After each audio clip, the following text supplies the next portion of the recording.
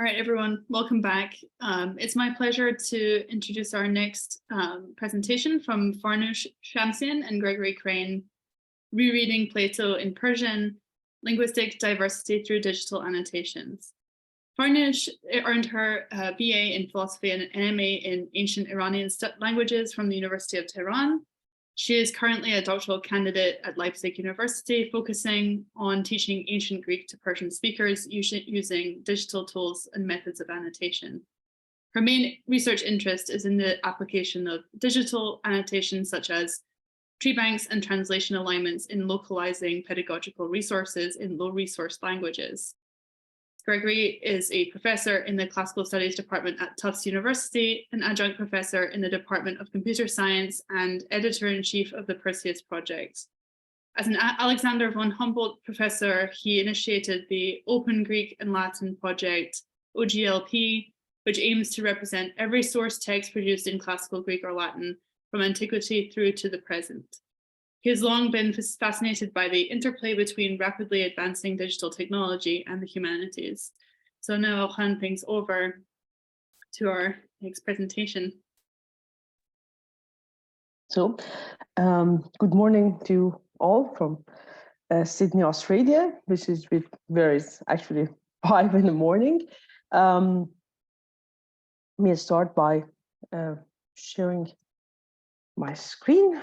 I hope everything is working properly. So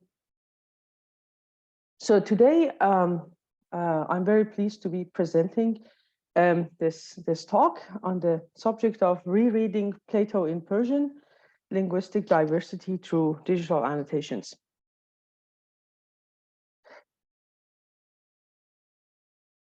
So my presentation today will revolve around two questions that are very much interrelated. How digital methods have changed our ability to access text in historical or low-resource languages, and to be more specific about our case study that we have here, how could we use digital annotations to make ancient Greek text from historical language more accessible in Persian, which can be considered a low-resource language. We will start by talking about the role of digital annotations in providing multilingual data, and then we will discuss the application of digital annotations for making ancient Greek text more accessible to Persian speakers. Then I will introduce the results of two experimental courses that we have taught, one on Homeric Greek, the other on Plato's Crito, which is still ongoing, but almost at the end. And based on the results of these two courses, I will conclude that by using parallel corpora and digital annotations, Persian speakers were able to not only engage directly with the Greek text, but to actually improve and refine indirect translations that we already had available in Persian. So before I actually begin with the digital annotation, I would like to give you a little bit of background on ancient Greek language in Iran. So Greek language and culture had a very significant impact in Persia, and the results of this impact, although for about I guess 1,000 years after Alexander's conquest, ancient Greek was one of the official languages in Iran, but also through translation movements from Arabic, this impact persists to this day. However, we don't have the possibility of direct engagement with ancient Greek text in our educational system. So there is no course that you can take there. Of course, there's no structured program in the universities that you can attend anywhere in Iran or any other Persian-speaking country, as far as I know. And not surprisingly, we don't have many direct translations of ancient Greek in Persian. So most of the translations are indirect, although the indirect translations are very common. For example, as you see later, some of the books that were important have like 4 or 5 indirect translations, and these are indirect translations are often through English, French, or German. But the problem is that the indirect translation could cause some inaccuracies or actually lead into misinterpretations.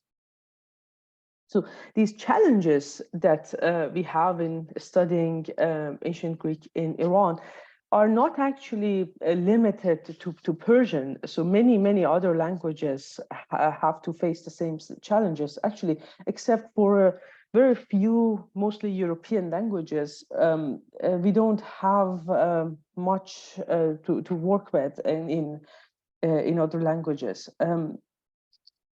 So the fact that many of the languages that were impacted by ancient Greek texts don't have an established presence of Greek, actually Hellenic studies in academic institutions, and it is very often that we see that direct translations from ancient Greek are rare in other languages as well.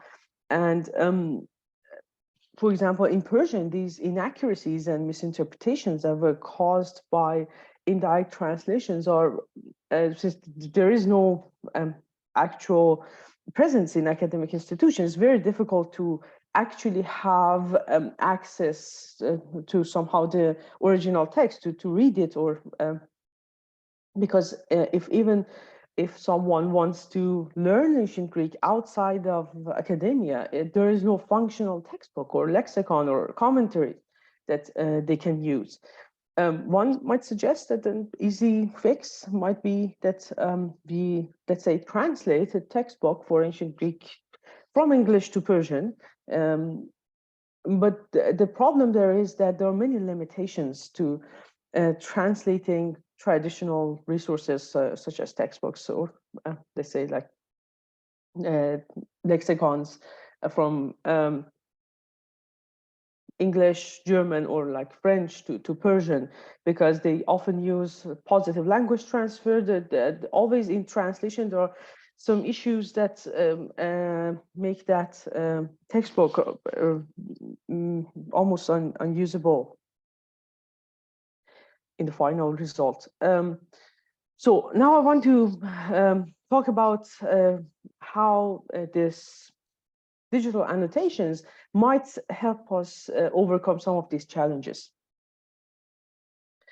So to reformulate our question, how could we apply digital methods to access source text in historical or low resource languages more efficiently?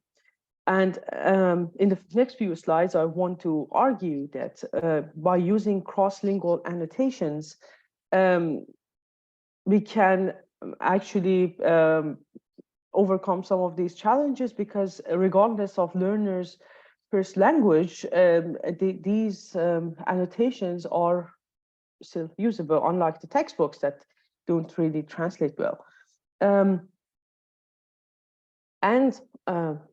Using parallel corpora and translation alignment, we can have a better understanding of the source text without actually mastering the language. So without spending weeks, let's say, memorizing morphology of ancient Greek, we can get a better understanding of the source text and not focus on learning the language. So let's actually start by actually defining what I mean by cross-lingual digital annotations. The part about the cross-lingual is that some of the digital annotations that now we have at hand do not really depend on the first language of a learner. For example, morphological annotations, dependency tree banks, and deductive grammar for annotation, which I explain a little bit later. The information can be used in reused, let's say, in Persian without much effort. So we don't need to actually translate them. And for example, here in Beyond Translation, the screenshot from Beyond Translation, we see some annotations on the first sentence of Iliad 1. And the annotations here tell us, so for example, the word menin comes from the word menis. That is true in English and in Persian, same as that the fact that menin is the accusative singular form of menis. These are the type of annotations that do not depend on English. So we can use these annotations to build on them actually in any other language, let's say. And what we have on the right side is an example from a tree bank. And there also we have some annotations that at first might be a little bit difficult to get into, to understand. For example, here the annotation tells that menin, obj here means object, is the object of our verb ayele. And here I have another example of a tree bank, and what we have here is another sentence that, let's say, tell us that anax is an attribute for Atreides, and Dios is an attribute for Acheros. The fact that we need to get used to these tags and we need to get familiar with them needs a little bit of an effort, but again, that might not be as impressive in, let's say, English as it might be in Persian, where there are no other resources and we have to build on what we have. And in fact, these are localizable in Persian with almost no change, and they give us valuable information on the syntax of each sentence. And of course, we can have a very wide range of pedagogical applications for tree banks. I also put a link to the Perseus tree banks on the GitHub of Perseus tree banks here if you're interested to have further information. And to the last type of digital annotations that I mentioned earlier, the didactile grammar for annotations. So a tree bank gives us information that Achilleos, for example, is genitive singular. And it's modifying the word menin. These are the information that we get from a tree bank on the first sentence of the Iliad. What it doesn't tell us is what kind of genitive Achilleos, or what exactly is the meaning of genitive here. And that's why we developed didactic grammar for annotation. And do you have a link to it on my GitHub if you would like to browse? And we have some explanation of actually what is a subjective genitive on the genitive 7. And we can use the tag genitive 7 for let's say, annotating Achilleos here. And although that also needs to, then we have a very small text that we need to, a very short text that we need to translate. But after that, we have a lot of annotations that we can use that's actually is worth the effort.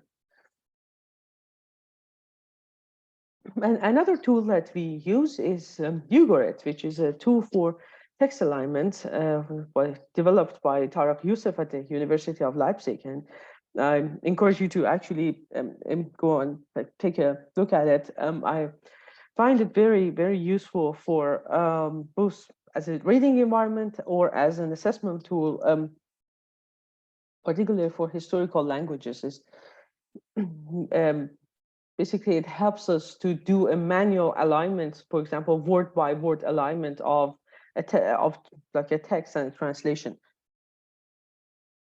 And based on all these annotations, we built an introductory course to Homeric Greek. It was taught in Persian in 30 hours or like 20 sessions. A shorter version of the same course was taught at Tufts in English, where we used the so every text that we used was from book 1 of the Iliad, and we used the corpus-driven syllabus based on the tree banks that we have from Homeric epics, and we used we read only authentic Greek, and we used translation alignment to make it more make it easier, let's say, for the students who just started learning ancient Greek to be able to understand the difficulties of Homeric Greek. And with all these annotations that we have, we had the opportunity to focus more on syntax, instead of focusing on, let's say, learning morphology at the beginning. So we were able to start from the syntax and minimize the amount of morphology that the learners had to memorize. And we use the same data to assess our participants. I don't have much time to talk about the Homeric course, but we wrote a paper on it that you have a link to in this slide. And to our subject of today, Crito. So firstly, let's start by some background. Crito has 4 translations in Persian. First one, first time translated in 1938. Last time, as far as I know, in 2013. And all of these 4 translations are indirect translations. And considering how important Plato is and like culturally important, he is in Iran in general for Persian-speaking people, it's really actually causes a lot of problem and misinterpretations. So we started working on Crito and trying to read the Greek by using tree banks, translation alignment, you got it, some commentaries and lexicons that we had in English. So most of the participants knew English enough to be able to use commentaries and lexicons. But even if not, they could use a machine translation. It wouldn't be perfect, but it would actually help. So we have 6 translators, and each of them, so each translator translates and aligns the Greek text. We meet on a weekly basis, and the final results of this course was supposed to be one final direct translation aligned to the Greek text. But as we went through translating the text, I realized that the diversity that I see in different translations of the translators are actually very valuable. So we decided that we would have 3 final versions instead of 1. Of course, all 3 aligned to the Persian original Greek text. And each of these final 3 translations will represent a unique approach to the text or to the translation itself. So they would vary in, for example, the level of faithfulness to, let's say, the Greek text. So one of them to Greek grammar, the other one to, let's say, fluency. There is a diversity in the choice of terminology. For example, some translators have chosen to use Arabic loanwords that were kind of the Arabic words that was used to translate Plato through translation movement, and the loanwords are functional in Persian. Another approach would be to use let's say equivalents we have for the same context, concepts in the context of let's say Shahnameh or any other Persian book of literature. So we used the resources we used were tree banks, commentaries, lexicons, and we used Yokabit for aligning the translations. I used V, but was actually merely, let's say, not even a supervisor. So all the works are done by the translators that are in this course. And we used also three translations, two English translations, Fowler and Jowett. And actually, one thing that was surprising to myself as well, we used the German translation. And since most of the participants don't know German, we used DeepL to translate it to English and use it. And we actually find it very useful. So here I have an example of the aligned direct translation and indirect translation on Ugarit. And as you see, the words that are in red are left unaligned. And if let's say, if I had Ugarit open, if you move your mouse to the blue word, you see which equivalent in the Persian translation they refer to. But the red words are actually left on a line, either in Greek or in Persian. And you see there are no red words in the direct translation. Here I have the three versions of this sentence all together. And if you look at the last translation, the word dia and tu are left unaligned. The reason for that is actually Persian doesn't have definite articles. The fact that tu is aligned in the first two translations is that there is a possessive pronoun that can be aligned to tu in those translations. That makes sense in this sentence. But in the last sentence, we don't have that. So basically, it's not a, let's say, inaccuracy, but really a way of translating the text. And yet again, we see in the indirect translation, sometimes there are phrases that are left unaligned, and all of these alignments were done on a guideline. So both the Persian, direct Persian translation and also the indirect translations. So I have an example of what I mean by diversity in these translations of, let's say, how the verbal aspect of an infinitive, perfect infinitive, has been translated. So in this Greek sentence, we have actually Bevoliostai translated to have finished considering. But then in Persian, Bevoliostai in the first translation is, let's say, translated to consider it beforehand, but the translator who aligned the text herself has chosen to not align the word, the equivalent for beforehand in Persian.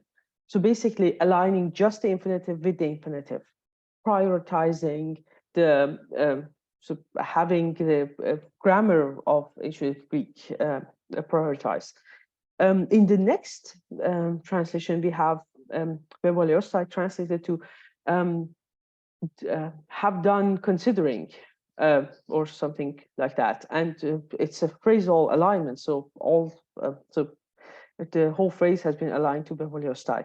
And so not only we have this diversity in our way of translating, we actually have it in the way of aligning as well. What can be aligned to what? And in this slide, for example, we have the equivalence of xenoi in Persian. So first translation, I wish I had the time to actually translate the Persian translation to English and explain it, but we don't have much time.